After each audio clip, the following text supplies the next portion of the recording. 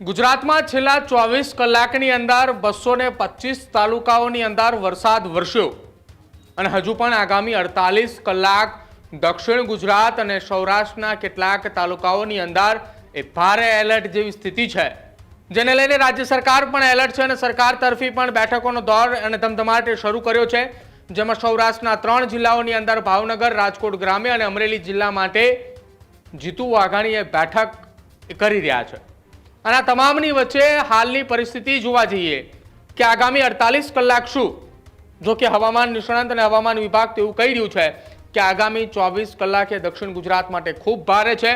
24 કલાક બાદ ગુજરાતની ઉપરથી વરસાદ એ ગાયબ થઈ રહ્યો છે।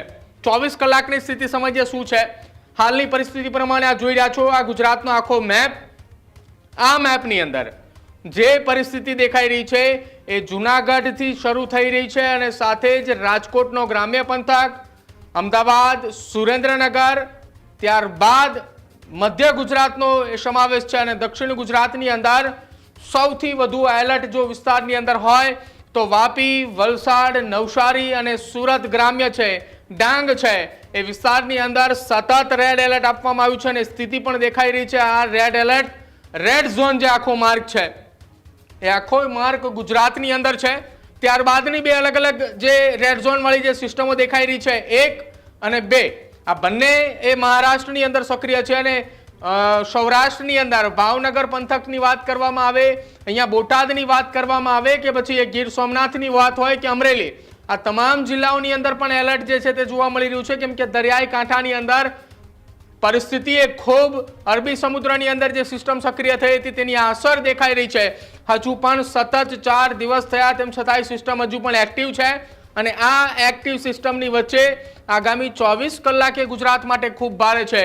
જે સિસ્ટમ હાલ દક્ષિણ ગુજરાતની અંદર સક્રિય છે તેની અસર એ છેક વડોદરા, છોટાઉદેપુર, પંચમહાલ, ગોધરા સુધીની દેખાઈ રહી છે, જેમાં નર્મદાનો પણ સમાવેશ થઈ રહ્યો છે। એટલે આગામી 3-4 કલાક સુધી દક્ષિણ ગુજરાત માટે ખૂબ ભારે છે અને ત્યારબાદ સિસ્ટમ એ થોડીક ધીમી પડતી દેખાઈ રહી છે। આ વાત થઈ અત્યારની પરિસ્થિતિ એટલે કે બપોરના 12 વાગ્યાના સુમારે। હવે સાંજના 5 વાગ્યાની આસપાસની વાત કરીએ। આપ જુઓ, લગભગ 3-4 કલાકની અંદર સિસ્ટમ એ કેટલી ફરી રહી છે। સિસ્ટમની અંદર એ પરિવર્તન, ચેન્જીસ આવતા દક્ષિણ ગુજરાતના સુરત ઉપર હજી પણ સાંજે 5 વાગે ખૂબ ભારે છે પરિસ્થિતિ। આખું સુરત એ જેની માથે કાળા ડિબાંગ વાદળો છવાયેલા છે તે પ્રકારના દ્રશ્યો પણ સામે આવી રહ્યા છે।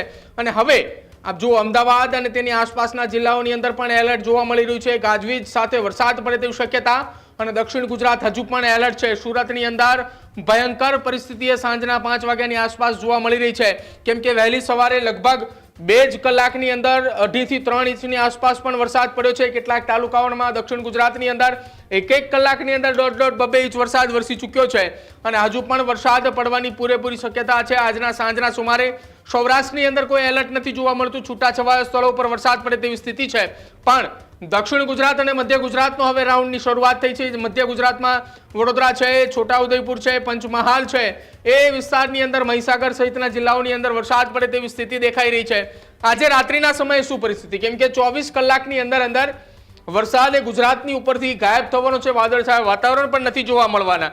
તો રાત્રિના એટલે કે સાંજે 8 વાગ્યાના સુમારે હજુ પણ દક્ષિણ ગુજરાત એલર્ટની અંદર છે, એટલે કે 8 વાગે પણ સુરતની અંદર અને સુરતની આસપાસના ગ્રામ્ય પંથકોની અંદર એલર્ટ છે, એટલે કે આજના દિવસ દરમિયાન સુરતની અંદર રેડ એલર્ટ છે।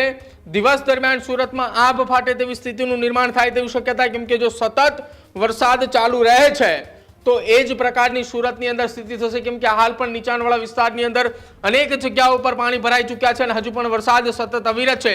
રાત્રિના 12 વાગ્યાની વાત કરીએ। આજે રાત્રે 12 વાગે સુરતની શું પરિસ્થિતિ, તો સુરત ઉપરથી રાત્રિના 12 વાગે એ થોડું એલર્ટ એ થોડું ડાયવર્ટ થાય, એટલે કે પરિસ્થિતિ હવામાન વિભાગની આગાહી અને જે પવનની ગતિઓ છે તેના કારણે રેડ એલર્ટ એ થોડું ખસી રહ્યું છે, એટલે કે મધ્યપ્રદેશ તરફ આગળ વધી રહી છે સિસ્ટમ।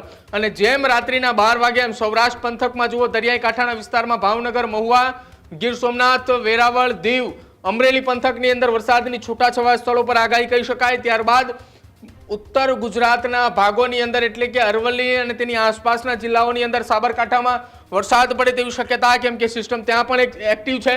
અને બાકીના સ્થળોની જો વાત કરવામાં આવે, જેમાં છોટાઉદેપુર છે, નર્મદા છે, પંચમહાલ છે વિસ્તારની અંદર પણ છૂટાછવાયા સ્થળો પર ગાજવીજ સાથે વરસાદ પડે, કેમ કે વીજળી પડે તેવી શક્યતાઓ છે, વીજળી સાથે વરસાદ દેખાઈ રહ્યો છે. દક્ષિણ ગુજરાતની અંદર એ વાપી વલસાડના વિસ્તારોની અંદર વરસાદ પડે, સુરત ગ્રામ્યની અંદર રેડ ઝોન આપવામાં આવ્યું છે.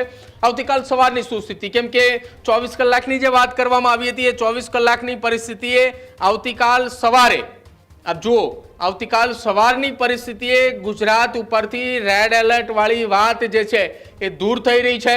દક્ષિણ ગુજરાતની અંદર જે રેડ એલર્ટ હતું તે સીધું હવે મહારાષ્ટ્રની અંદર જઈ રહ્યું છે, કેમ કે ગુજરાતની અંદર રેડ એલર્ટની જે વાત કરવામાં આવી હતી આજના રાત સુધીના, ત્યારબાદ આવતીકાલની જો વાત કરવામાં આવે તો ઓરેન્જ અને યલો એલર્ટ આપી શકાય છે દક્ષિણ ગુજરાતની અંદર. સૌરાષ્ટ્ર પંથકની અંદર ભાવનગર અને મહુવા વિસ્તારની આસપાસ છૂટાછવાયા સ્થળો પર વરસાદ પડે તેવી સંભાવનાઓ છે.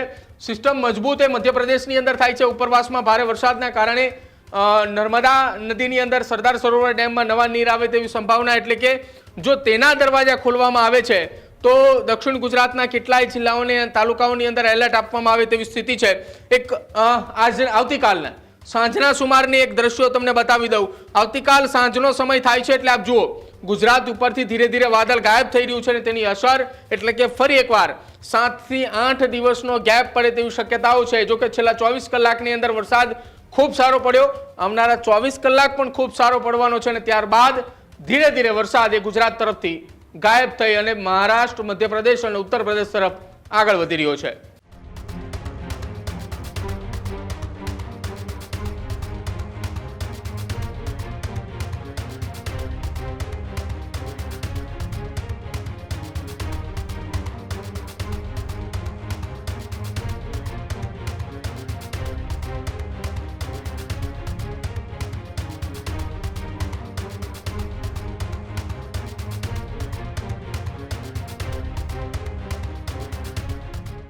ખેડૂત ભાઈઓ છે ખેતરમાં ડ્રોન ઉડાવતા હોય છે ત્યારે આપણે એક પ્રશ્ન સતાવતો હોય છે કે જે આપણે અત્યાર સુધી જીપીએસ ટેકનોલોજી વાળા ડ્રોન વાપર્યા છે, જેથી કરીને મોબાઈલ ટાવર છે અથવા તો હાઈ ટેન્શન લાઈન પસાર થતી હોય, કોઈ વૃક્ષો હોય, ત્યારે જે જીપીએસ ટેકનોલોજી વાળા ડ્રોન છે એમાં ટકરાય અને ટ્રેસ થાય છે. પણ એગ્રીવન લાવ્યું છે જીએનએસએસ ટેકનોલોજી ડ્રોન, જેથી કરીને એ ડ્રોન છે એ કોઈ જગ્યાએ ટકરાય નહીં, પોતાની રીતે જ ડિસિઝન લે છે અને મૂવ થઈ જાય છે, જેથી કરીને જીએનએસએસ ટેકનોલોજી ડ્રોન છે એ વાપરવાનો આગ્રહ રાખો.